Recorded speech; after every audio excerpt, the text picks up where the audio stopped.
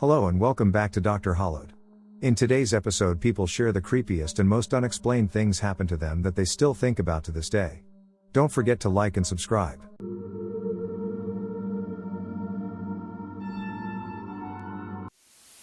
Before I begin, I will preface the creepy incident to try to paint the best picture. I was around the age of 10, don't remember what age exactly, living with both parents and a couple siblings in a house with a main floor and a basement. We had one cat at the time that was black and white, which is important for later in the story. My bedroom was in the basement, while everyone else's rooms were on the main floor. I had a dresser with a very large mirror attached that faced the center of my bedroom. There was a small gap I could walk through between that dresser and my bed, queen-sized, which was set on the wall opposite the dresser and faced the described dresser. If I walked through the space between my bed and dresser after entering my room, I would be walking into my bathroom. Just before the entrance to the bathroom, to the left of that door was my closet, which I nearly always kept open. I had many shirts hung up and empty hangers in this closet. Creepy incident, I was standing in front of the mirror for whatever reason, looking into the mirror. A black shadow passed very quickly behind me from one side of my bed to the other and continued in the direction of my open closet. I immediately spun around and looked towards my closet to see the hangers and clothes now swinging as if this shadow had disrupted them and caused them to move. I then, with no hesitation, bolted upstairs in a panic and told my parents what I saw. They were quick to dismiss me and tell me it was probably the cat. Let it be said that at the time, my friends and I were very adamant that ghosts existed, so I have always wondered if it was my mind playing tricks on me. I could have imagined the shadow, but the hangers were without a doubt moving when they were not before, making the shadow even more likely to have been real. I now have a hard time entertaining the idea of ghosts, though I am still very intrigued by paranormal stories, but to this day I have zero explanation for what I saw, and even more so for how my hangers were rocking after the shadow passed. My cat was not in my room at the time, and I am sure he would not have been able to remain off the ground for the distance the shadow moved. As said above, it passed completely over my bed without touching it, and then another, roughly, 5 to 8 feet into my closet. He also would have had no reason to aimlessly dive into the shirts hung in my closet. He was old at the time and ended up living to age 18. I understand cats do some weird stuff, but this cat did not do weird stuff. He was pretty relaxed. Nobody else was in my room with me either. Any suggestions on what it could have been or what it was like are welcome. When I was about 12, one of the few streets in my neighborhood had a small tunnel that went under the road. One of the neighborhood kids found it, and it then became our chill place after we sneaked some supplies in. One of the days we were getting a mattress in there, it was me and 2 other of my friends. The first person went in, and I had a flashlight that was really bright, so I shined it in front of her. So, I'm shoving the mattress in with her pulling it, and I see a silhouette of a person or animal that was really skinny. I scream, which makes my friend drop the mattress, and we both run up the hill. The tunnel was at the bottom of a rocky hill, which led to a ditch. On my way up, I accidentally dropped the flashlight, and it fell down the hill, landing on the ground in front of the tunnel. I heard it hit the ground, but I just wanted to get out of there because right after I heard it hit the ground, I heard the quietest noise coming from the tunnel, like a splashing noise. The tunnel had water in it. Once I got back up, I looked back down, and the flashlight was gone, and I heard the sound of the mattress being stepped on. We ran to the closest house that one of my friends lived in and called the cops. They come and investigated, finding a mildly bloody footprint on the rock where the flashlight fell, as well as some on the mattress too. We had no idea who it was or why it happened, but we haven't visited the tunnel since. I have a few. The short one comes first in 7th grade. I went to the bathroom in the evening only to find a few cut nails, more than 5 but less than 10, on a shelf next to the nail clipper. The nails were brown and dirty, like they had been through mud, dirt, or were really old. I showed them to my parents and my grandma, and they had no idea about them. There was nobody else in the house, and I had been in my room next to the bathroom almost all day. The other story happened at my other grandma's house in Bukovina. That village has a lot of legends about the devil and ghosts, but I wasn't aware of them back then, around 3 years ago. My parents had just come to pick me up and spend the night there, as I spend 2 weeks each year in the summer at my grandparents'. My room is next to the road, and I was with my mom, who was sleeping. She tells me to close the window, and before I do it, I poke my head out to look down the street. It was around 12 in the night, and the street lights were still on. The street lights are always closed at 11 at night to save power, and this seemed curious. I looked to the right and then to the left, and in front of the gate there was a tall black silhouette. It had no shadow, and there were also no highlights on it in any way, like it absorbed all the light. A streetlight was just right of the gate, about 2 meters in front of the figure, so there should have been some shadows going on. And the figure was about 5 meters from me, so I could see it clearly. I ran into the bed and listened for any sound to come from outside. Nothing. I didn't close the window properly. I waited a few minutes, which seemed like hours, and went to the kitchen to tell my dad and grandparents. We went to check the gate, but of course there was nothing.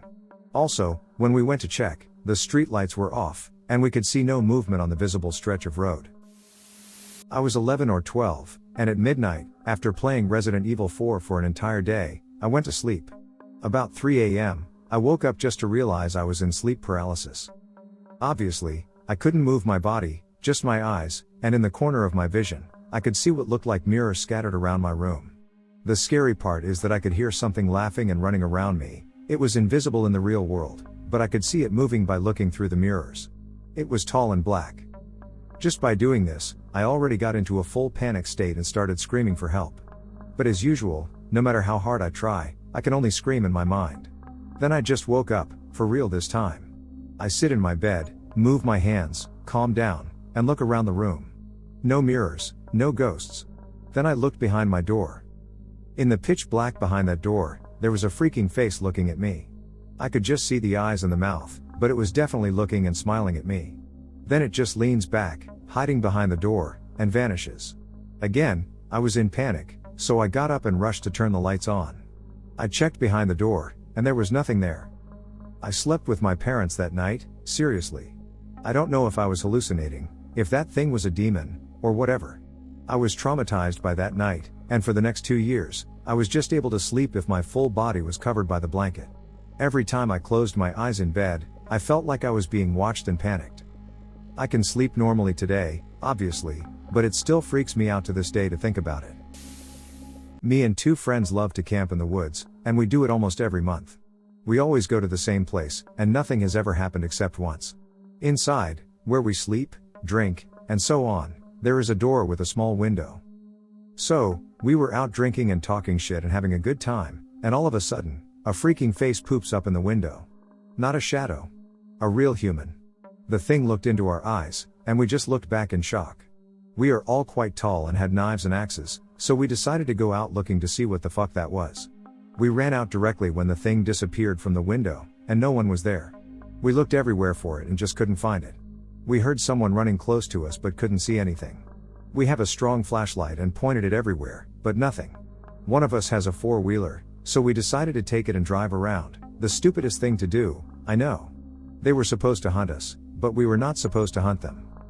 After a while, we got back to our cabin to keep drinking, and when we were about to go to sleep, we saw it aging.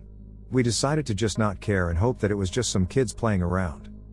The whole night, we heard something walk around our cabin, and even under it, we all felt sleepy in the end. When we woke up the morning after, we started to look around to see if there were any traces left from it. We walked around the cabin. We didn't do that the night before because there were too many trees and stuff, and there's a fucking dead guy. A knife is stuck to his chest, and he's all white. We ran up to him and checked for any pulse, but nothing. We called the cops and told them the story of what happened the night before. When the police came and the ambulance arrived, we took one last look at the guy's face. We're all sure that it's not the guy we saw last night.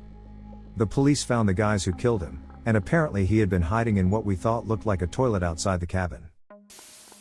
I suffer from night terrors, and other creepy sleep issues, from time to time. Most of the time during sleep paralysis, I see shadows standing next to my bed, making bite noises. Sometimes I can make up faces, but mostly they are just silhouettes.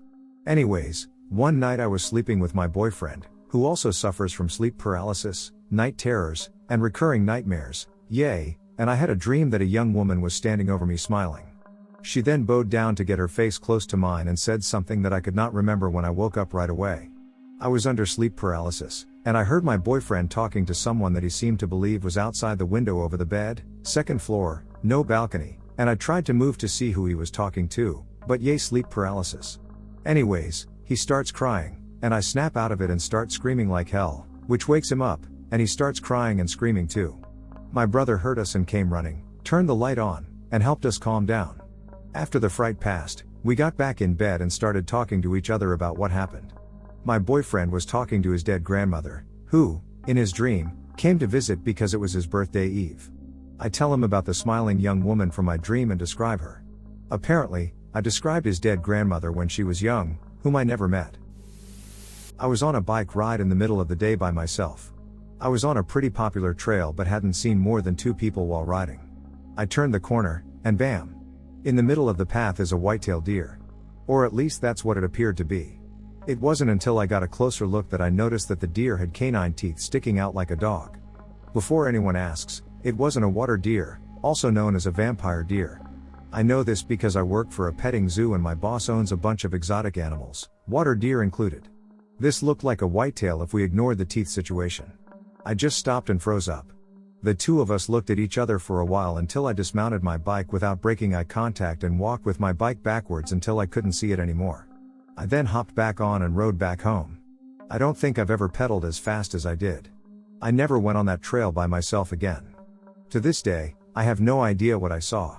If my eyes played tricks on me, or the deer was holding something that I mistook for teeth, or it just straight up had sharp teeth, I have only told a couple people about the encounter because I'm not sure anyone would take me seriously. What do you guys think? I was probably around 4 to 6 years old. I would frequently sleep in my parents' room because, I was like 4. So, one night I was nestled up between my mom and dad, all cozy in the big comforter and downy pillows. I was shifting around, trying not to get squished between my parents, when I decided to look up at the ceiling. I was staring off into space, probably thinking dumb kiddo thoughts, when all of a sudden, the ceiling fan that was basically right above me, maybe a little to the south of me or the bed, started shifting. It's really hard to explain. It started moving and forming before my eyes. I turned into a dragon or some sort of animal-like figure, just the head, though. Sharp teeth, big, wide eyes, the stereotypical spooky monster, but it only did this when I wasn't looking directly at it. If I looked at it, it would immediately go back to normal like it never happened, but as soon as I looked slightly to the left or right, it would slowly start melting into that face, and after a while of not looking at it, it would seem to get closer to me. Like the head was growing or coming down to the bed from the ceiling.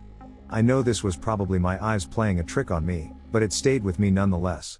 The most interesting part is what happened after I got scared, though. I got all spooked about this monster after a bit, like most kids would, and started to try to wake my mother up so she would comfort me. It took a while, as I was a very timid child and wasn't very loud in general. But after a bit of prodding and whisper yelling mom over and over, she finally turned and faced me, as she was sleeping with her back to me, as my dad also was. I was basically in the middle, with both my parents facing outward, away from me and each other. Anyway, she looks at me, and I immediately think something is wrong. She makes no noise, none of her normal slightly wheezy breathing, no shifting of her body, only her head. It felt like it was too much. If she were to face me, her body would have to shift my way as well. But it didn't. And then she opened her eyes, and I probably almost peed myself. Her eyes were pitch black with empty sockets. No eyelids or anything. I probably thought I was going to die, like she was going to eat me or something, and I started to cry. I hear rustling and look up to see my mom shifting to look at me. I was super confused, as she was just facing me, but she was acting like she just woke up from sleeping on that side. There was no evidence of her facing my direction at all.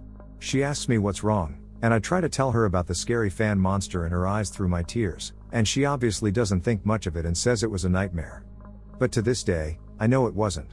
I know that my eyes were just playing tricks on me, but a part of me is still confused by it. It still makes me uneasy if I think too much about it. Sorry for the wall of text. I don't think I've ever talked about this, at least not in a long time, and I doubt I've ever written about it. Hopefully someone finds my scared butt freaking out over a spooky ceiling fan monster. That thing scared me for years after the incident. Anytime I would look at the fan, I would feel queasy and get bad vibes. I swear that house was haunted. I wouldn't say this was the most unexplained thing that's ever happened to me, but most of the other things have been things I have witnessed and not really an actual event, and this instance seems to defy all likely explanations that I can come up with, so here it goes. For years, probably around 5+ now, although I haven't had any too recently, I would get calls or texts from these random people. At the most frequent, it would be several different people a month. It was usually pretty obvious, either from the context of the texts or what they said in the call, that it was a simple case of wrong number, because I was positive I did not know any of these people. Or was it? Upon telling them that I think they had the wrong number, they would say something along the lines of, "Wait, this is my name, right?" To which I would respond, Oh, yeah, it is, and then desperately rack my brain trying to remember who this person could be. One chick even got mad at me, and we had a several-minute phone argument where she asked me if I was on drugs because she just couldn't believe I wouldn't remember her and her girlfriend Lisa. Finally, she ends up going, "Wait, this is my first name, some random last name, right?" To which I respond, "What? No." To which she snaps, "Well, you could have just told me that from the beginning." And hangs up. LOL, as if I was supposed to know? I do wish I had paid more attention to the last name she said, though, because that may have just been the key to solving the mystery. It was strange because some of the people were familiar names I had heard before who were maybe on the very outskirts of my social circle or something, but most I had never heard of at all. I also regret not trying to dig deeper when I had the chance and find out if these people were all looking for the same person or what. Now, as for possible solutions, the first reasonable one would be that the person who had my number before me happened to also share my first name. But that doesn't add up, because I have had this number since I got my first phone, 5th grade, and these calls didn't start until about 5 years ago. I'm 25 for reference. The other possibility I thought of was that these people knew a mutual friend of mine and got my number out of their contact lists, thinking it was a different person with my name. But just because of the volume of these calls and texts that I would get, this seems less likely. There's also the question of, is it one person giving my number out from their contacts list and mistaking it for the person the callers were asking for? Is it more than one person? But usually, if people have more than one name in their phones, they'll include last names or some other identifier. Is it possible the callers were just going into this person's phone and seeing my name and getting my number themselves, thinking it was the person they were looking for? This one strikes me as the more likely of the two. I never did end up coming up with a satisfactory solution to this. And unfortunately, I haven't gotten any of these wrong number right name calls recently. Well, that might be partially because my anxiety has been through the roof lately and I get sketched out by random numbers and don't answer them anymore, but perhaps I should start answering them again. 4th of July 2003. My oldest son, a friend, and myself are in my car watching fireworks at Topaz Lake, and we all notice this strange orange light or orb just floating in the middle of the lake about 20 feet above water. We all see it. The orb floats for what feels like about 10 minutes. It floats slowly up the side of the mountain. It almost seems like it is watching fireworks and isn't leaving until the show is over. Sure enough, it disappears over the mountain, and all of a sudden it is floating over the lake again. None of us know how or when it returned. It floats for only about a minute, and then, this time, it likes to playfully bounce up and over the mountain. The three of us all sat in amazement and thought so many others had to have seen it. The few people I knew to ask had not noticed the orb. My son was 12 at the time. My son is now 25. He tells me that he is watching fireworks up in Tahoe this last 4th of July and sees the same exact orb. I had forgotten until he told me, and it brought back the entire memory like it was yesterday. I looked online, and apparently these orbs are seen during the 4th of July all over the world. Super cool. I spent 25 years teaching overseas, including 2 years at a language school in South Korea. A couple of weeks before I left the country, there were some stories in the news about the murder of an American female teacher at another language school located about 3 blocks away from the place I worked. Apparently, the case was a challenge to the investigators because this sort of seemingly random killing was unusual for the country, with the further twist that the victim was a foreigner. The only suspect at the time I left was the victim's Japanese boyfriend, who had visited her during the weekend before she was found dead. I figured that was pretty much the end of the story for me. It turned out to be very wrong. Back in the USA, about a year later, I was set to go out with some friends for dinner. Just before we met up, they called to ask if they could bring along another friend who had also spent time working in South Korea. Figuring we could compare notes, I said that would be fine. Fairly amazingly, it turned out that the friend had actually worked at the same school as the murdered teacher in Korea. He was able to tell me the details of the whole story. After concluding that the Japanese boyfriend was innocent, the investigators were stumped and didn't know how to proceed. Meanwhile, the teachers at the language school held a whole group meeting to discuss their concerns and problems related to the murder. At one point, a female colleague of the deceased gave a rather strange kind of tribute to her friend. This strange tribute and its significance didn't become clear until later developments. The guy telling me the story finished off his work contract and came home. Not long afterwards, he received a call from the FBI, who had some questions, particularly related to the woman who had given the strange tribute speech at the facility meeting back in Korea. He told the agent about a conversation he remembers in which the woman complained that during an academic research project at the University of Washington, a coworker had stolen her ideas. The FBI agent then said, "Did she also tell you that the coworker was later found floating in a pond with her throat cut?" In addition, this same woman was the main suspect in the killing of a female Peace Corps volunteer and another woman in Thailand. So it appears that the woman who worked at the language school was something along the lines of a female serial killer. The strange tribute reference seemingly indicates a lesbian angle to the story. Once in a while you hear about something like a woman poisoning somebody for inheritance money, but straightforward female serial killers are few and far between. I might add that the killer was never caught.